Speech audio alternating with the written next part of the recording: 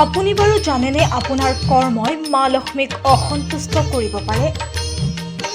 এনে লোকৰ ওপৰত সদায় অসন্তুষ্ট থাকে মা লক্ষ্মী। তেন্তে কোনবোৰ কাম কৰিলে মা লক্ষ্মী অসন্তুষ্ট হয়, আজি আমি জনাম এই প্ৰতিবেদনত।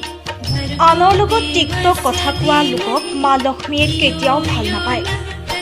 ধন সম্পত্তিৰ দেৱী মাতৃলক্ষ্মীয়ে কেতিয়াও বেয়া বাক্য বা তিক্ত কথা কোৱা মানুহক দয়া নকৰে। সেইবাবে সদায় ভদ্ৰ হওক আৰু সৰু বৰ সকলোকে সন্মানেৰে ব্যৱহাৰ কৰক। এজন ব্যক্তিৰ বেয়া অভ্যাসবোৰে মাতৃলক্ষ্মীক খং উঠায় আৰু সদায় টকাৰ ফ্ৰান্সৰ বলি কৰি ৰাখে। লেতেৰা কাপোৰ পিন্ধি লেতেৰাত জীয়াই থকা সকলৰ ওপৰত মাতৃলক্ষ্মীয়ে সদায় খং কৰে। এনে মানুহৰ জীৱনত কেতিয়াও আশীৰ্বাদ নাহে। যিমানেই কষ্ট নকৰক কিয় জীৱনত সুখ আৰু সমৃদ্ধি নাথাকে। মা লক্ষ্মীয়ে এই লোকসকলক কেতিয়াও আশীৰ্বাদ নিদিয়ে।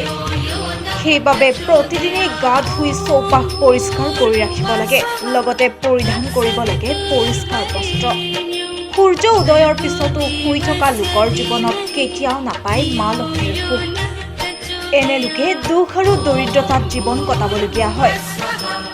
একেদৰে সূৰ্যাস্তৰ সময়ত শুই থকা লোকসকলৰ ওপৰতো মাতৃলক্ষ্মীৰ খং উঠে।